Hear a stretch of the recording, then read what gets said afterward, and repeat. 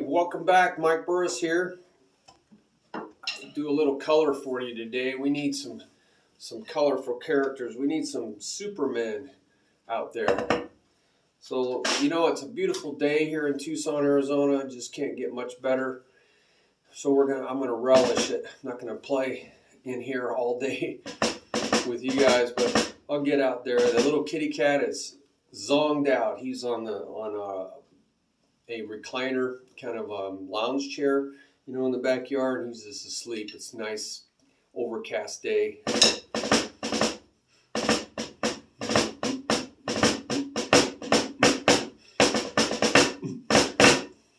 Yeah, that was fun. We're on blog topic 11 of coaches and facilitators, and we know that is the real function, coaches and facilitators, helpers. That's the real definition of equippers from blog topic 1. And so we have here blog topic 11, Christian leadership is completely different in kind than the world's models. But I'll tell you, every time you see that word leader, you're going to read into it, unfortunately, our modern day English definition. And so it's very misleading. Christ said there is only one leader. And you really need to know what that word means. One leader, Matthew 23.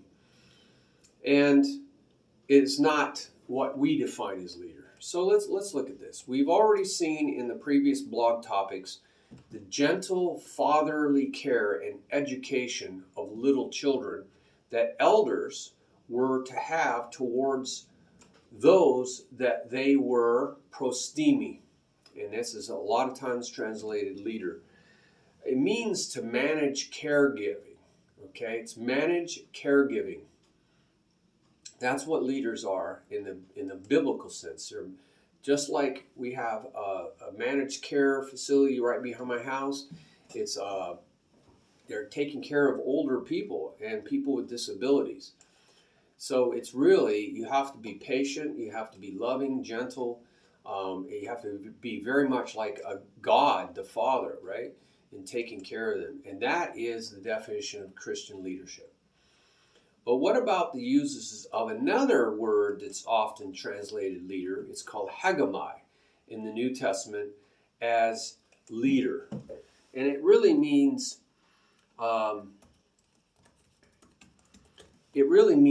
chief leader, right?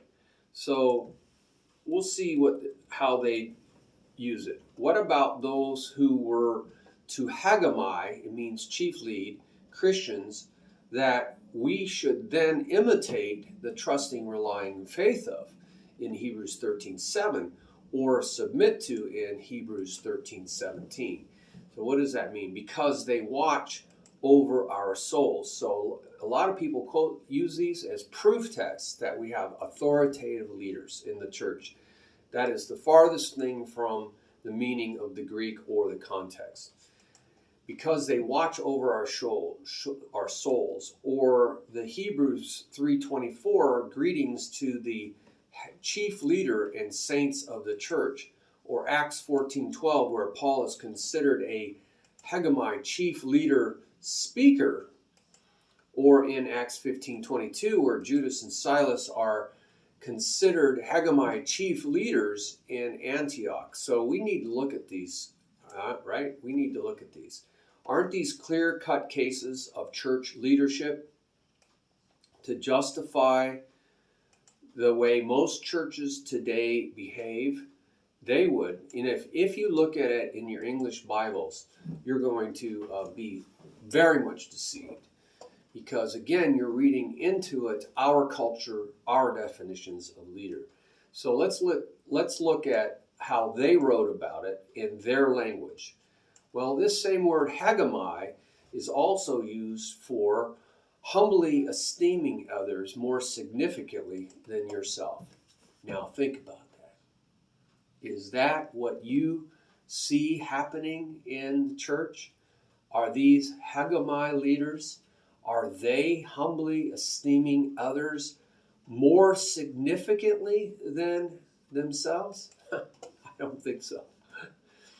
It literally means chiefly esteeming others. In Philippians 2:3, to counteract the world's idea of self-esteeming. See, it's the opposite of the way the world thinks. These self-esteeming chiefs who seek to be esteemed more than others, end quote. So-called leaders that were creeping into the church. See, they were infiltrating. They weren't creeping, they were infiltrating the church. They were coming from other religions and from philosophy. Doesn't this sound just like what Paul is trying to head off in Romans 12, verse 3 and verse 10, where he says that nobody should think more highly of themselves than they ought to, but outdo one another in showing honor? Exactly. Jesus talks about this. We've seen this in previous blogs. You must be like a slave. If you want to be great in the kingdom, you have to be like a slave. Yes, we are to acknowledge them who labor among you, and coupled to this, now he's going to join this idea, who are prostemi, managed caregiving. That's that word. Doesn't mean leading in the sense that we think of it. It's this managed caregiving in the Lord, and coupled who are admonishing you. Now, this word admonishing is not something we use every day. It means to urgently reason, placing in the mind of, right? Which is urgent reasoning by instruction and warning, corrective warning. So it's gentle, as we've seen in many places. This is talking about gently, and it's urgent reasoning by instruction and corrective warning. So they're coupling all this together in the Greek. They're coupling their labor is this managed caregiving. So that's why it's linked together in the Lord. They're managed caregiving in the Lord, and it's related to this urgent reasoning by instruction and corrective warning. So these elders, really, it's what we find out, that they're elders, presbyteros, and that they're doing this as leaders, in this sense, managed caregiving, and they're working at this. And he says we should acknowledge them. We should acknowledge them, and to esteem them most highly in unconditional love because of their work. So that's how we honor them and esteem them. It's through our love because of their work, their labor, right? But you see Paul always speaking to the tendency for wannabe leaders to hog all the balls, right? They want to hog all the balls, especially the esteem or honor ball. They want this esteem or honor ball. They want to be esteemed, right? Self-esteemed. They want to be esteemed. So they're like, hey, esteem me, esteem me. That's what we have in all these bishops, archbishops, cardinals, all these head pastors. You know, Jesus said there was only one head. How come we keep doing this? How come we keep doing this? So this esteeming others more significantly than ourselves. And yet the leaders in this world, they like to be patted on the back. Contrary to the way most leaders in the church behave, the dominant use of hegemony in the New Testament is not, quote, here we go, rule over others with authority, to command with official authority, or govern, as too many translations imply, and that leaders will preach. So the leaders themselves are preaching this definition from the world.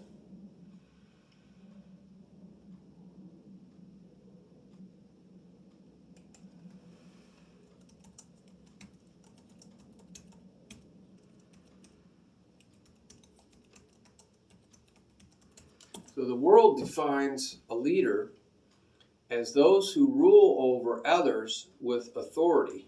Getting it straight out of the dictionary. So that's not what the New Testament preaches, right? That's not the use of hegemony. It's not to rule over others with authority, to command with official authority or govern, but that's what translations imply and that leaders will preach, that church leaders will preach. And I've heard it. I've heard them say, rule. You should be honoring those who rule over you. Oh my goodness gracious. That is exactly the world's definition, right? Once again, the great wall quenching the Holy Spirit in the church is being built by picking up stones from the world. The great wall. Go look at that page. That's an eye-opener. So, where is that great wall? Great wall, great wall. There it is, great wall. So I have a link there for you to go out to. It's an eye-opener. You'll like it. It's a real revelation. The limited time hegemai is used for a Christian leader, very limited amount of occasions of this. It is always in relation to the character of Christ, just as the more prevalent use of hegemai is of esteeming others as a servant would, right? That's what it means, as a servant would, esteeming others as a servant would. Jesus was our ultimate example of a godly leader, right? A godly leader, a managed caregiver. That's that word prostemi. He was this managed caregiver.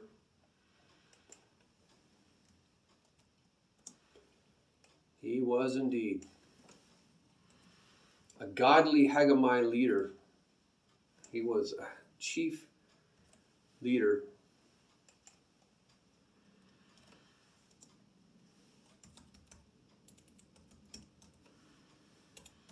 Oh boy, come on, hit that button, Mike. Oh, life is so comical, isn't it? Just unbelievable. He was the perfect example, right? Ultimate example. A servant that esteemed others more than his own self-interests. Wasn't he? And certainly not for financial gain, right? Financial gain. Certainly not. In light of all this, did I say to go out to the... Yeah, you should go look at the... Yeah, you should go look at the donations page, which is really about church ministry finances, right? That's what it's really about.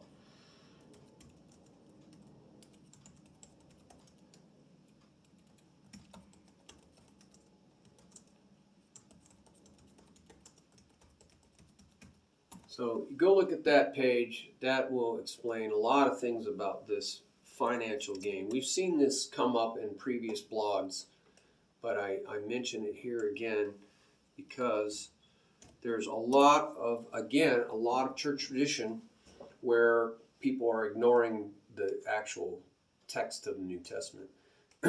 In light of all this, we have to be careful to correctly translate hegemai. Absolutely. In Hebrews 13:7, words are used consistently by authors. So you got to look at how they use the word and then be consistent about that. And it's always defined by context. In Hebrews 13:7, it says, remember those ongoingly hegemai, chief leading you. All right, that's the word. Any that have spoken the Logos message.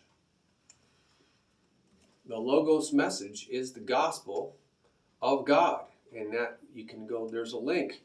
The Logos message in the New Testament, Logos means Jesus Christ and his gospel message about himself. It says, any that have spoken the Logos message of God,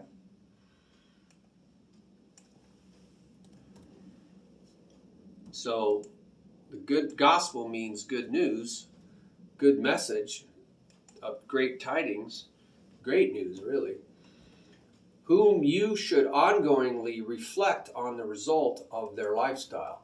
That's what it says in the Greek. I don't know what your English says, but you can go read it in the Greek in Bible Hub. Reflect on the result of their lifestyle, imitating their trusting, relying faith. That's what we're supposed to be doing with these people who are inspirational to us. Just as they were to, quote, greet all those, hegemai, chief leading you, and coupled to this, all the saints. There's verses for all this. Like Judas, Barsabbas, and Silas, who were ongoingly hegemai, chief leading among the brethren, who were to be sent to Antioch with Paul and Barnabas. Thus, the difficult passage of Hebrews 13:17 should be better translated, and this is where bad doctrines are created by often English translations, terrible English translations, really biased by traditions, church traditions, and doctrinal bias. Instead, should be looked at from the Greek. And so here we go. Here's the Greek. Ongoingly be persuaded by, that is to trust and yield to, that's the Greek word, those hegemai chief leading you, and coupled to this, not a separate idea, ongoingly voluntarily yield. So be persuade, that's to trust and yield to, and now he's going to link ongoingly voluntarily yield, right, to. So we should yield to them, for they keep attentive watch over your souls. That's the exact description of a bishop, overseer, and pastor shepherd, right? You go look at the words for bishop, overseer, or pastor shepherd, and you have this idea of looking over the flock, watching over the flock, right? That's what a pastor does. That's what a shepherd does. And that's what an overseer does, looks over the flock. Keep attentive watch over your souls, and will give an account for their own work. So they are working to keep an eye over the flock. So let them do this with joy, and coupled not with complaints, because people love to complain. For this would be of no advantage for you. This would be of no advantage for you to complain, to keep complaining. Don't do it. Instead, let them do this with joy and coupled not with your complaints. So instead of bitching and complaining, right, giving them a hard time, make their work joyful, right? Compliment them, encourage them, right?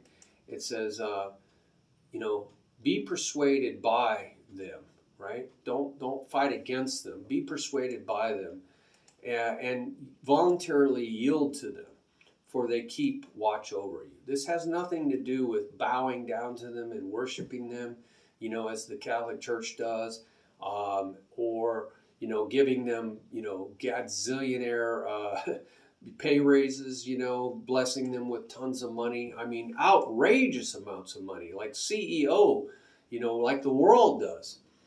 In light of all this, we have to be careful to correctly translate hegemai, right? We really do. Jesus certainly has the final word in Matthew 20 through 28, Mark 10, 35 through 45, and Luke 22, 24 through 30, where he rebuked his disciples for thinking about leadership. That's what they did. They were thinking about leadership. They were talking about it, like the world does, in terms of a top-down hierarchy. Man, it was so obvious. Go read that. And instead turns the organizational chart upside down by telling us that the real firsts or greats, the ones that will sit at his right and left, aren't the firsts or greats or greatest among you as the world defines them. The world has this idea, like we do. We think a leader is that person like Elon Musk. And unfortunately, as the disciples were thinking at the time, We think of other leaders. We think of the leaders that are just destroying our country right now. Oh my goodness! You think Jesus views them as greats? Nope. But actually, he says they are the lasts and the youngest. He says now they're not the greats. You think they're the greats, but it actually the lasts or the youngest or the lowest or the least among you. These are all phrases he uses. Are servants and even slaves. That's what he says the great. The last, youngest, lowest, or least among you, who are servants and even slaves, they're the greats. They don't boss anybody around, but they exist to take orders from others. Jesus came to be such as these, he said, and to serve as our example. This absolutely destroys the world's concept of self-motivated, right? It's self-esteemed, esteeming themselves, ambitious, hired for money, professional leaders that want to exercise authority over others under them. Yep, who most definitely think more highly of themselves than they ought. Yes, more highly of themselves than they ought. Who certainly are not trying to outdo one another in showing honor. Look at all the honor, the pomp and circumstance, all the honor given to the Catholic Church leadership and the Protestant Church leadership. And just look at what goes on in your church. Just watch how people just, practically kneel before their leaders. It's just amazing, Instead of, I had one pastor say, "You call me Pastor Mike. You name me as the way I should be named." Jesus said not to use titles. He made that real clear. Matthew 23. No titles. No. These kind of people could never serve as a slave in their churches without pay. You take that pay away from them, and you'll see them disappear. Boom, gone, bye-bye. They're history. They're in it for the money, because as soon as you take that money away from them, they will be gone to another church that will pay them maybe even more dearly. They always upgrade. They never downgrade. So see the donations and ministry financial page. Here's a reflection. As Christian musicians, are we seeking to be chief leaders? Are we seeking this? When Jesus sought to be a servant or a slave? Are we looking for honor or esteem from others? Even pay for play ministry? Or are you eager to show it to others without any reciprocation expected? The world's definitions of leadership may well be tainting how you see every single scripture about leadership. You got it, man. I've been lectured by people in authority. It's never lectured by people down here. It's always lectured by people up there who say you need to show respect for your elders, your authority, and you got to show authority. You need to understand authority in the church. And I'm like, I don't think you understand who you're talking to. I have 5 Bible colleges under my belt. I know all about this word authority. I don't think you know anything about this word authority. And yet they're lecturing me. It's so funny. Do you really understand the New Testament terms and examples? Or are you simply conforming to the world's views, right? The world's views. Our English is very misleading, as people from other countries will tell you. Extremely misleading. The Greek is very specific. It's a very scientific, exacting language. Really way more words in their vocabulary. They have 6 just for the word love. We say love, and they have 6 words for that. They have so many words for things. They really like to dissect things. That was the beginning of science, right? Describing the world accurately. So, go check out the Bible info page. You will really have your eyes open. Well, God bless you. I look forward to your comments on this page. This is how we learn from one another. Go look at body ministry. But, all the New Testament says we're supposed to all be working together on this. The saints are the actual ministers. I don't know what these people on stage think they are. They call themselves the ministry. They call themselves the ministers. But we've seen in previous blogs, this is not accurate. This is not accurate at all. This is not what the New Testament says. It's what church tradition borrowed from the world. That's the stones that build the Great Wall. It's what church tradition has created, right? And it's all borrowed from the world. So you can go back in history and see all these ideas come from the Old Testament, which we're not supposed to be under, and we're not supposed to borrow one thing by definition in all the places that talk about the new covenant being completely separate and borrowing nothing at all from the past, from the old covenant into the new covenant. You cannot borrow by definition in all the places that talk about the new covenant versus old covenant. Go look at the new covenant page. You'll see what I'm talking about. All right. God bless you. Bye-bye.